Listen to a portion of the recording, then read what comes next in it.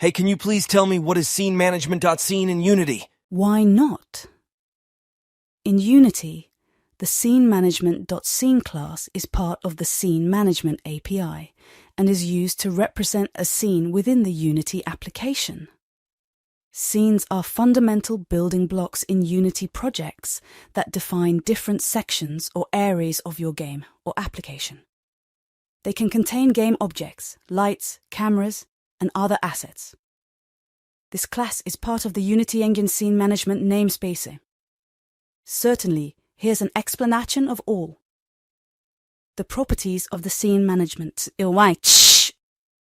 Scene class in Unity. Number 1 name. This property returns the name of the scene. It's a string that identifies the scene.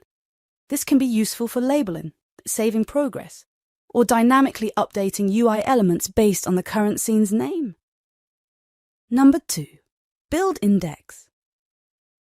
The build index property is an integer that represents the index of the scene in the build settings. It's particularly handy for level-based games where you can use this index to load the next level or navigate between scenes in a specific order. Number 3 is loaded. This property is a boolean that indicates whether the scene is currently loaded in the hierarchy. It can help you determine if a specific scene is loaded or not, which is useful for managing scene loading and unloading efficiently. Number 4 path. The path property provides the file path to the scene's asset in your Unity project.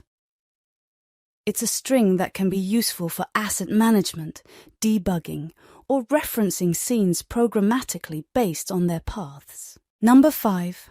Root count. The root count property returns the number of root game objects in the scene.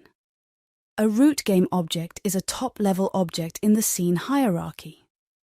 This can help you understand how many main objects are present in a scene. Number 6 is dirty. This property indicates whether changes have been made to the scene that are not yet saved.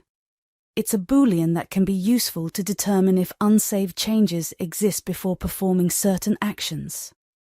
Number 7 is valid.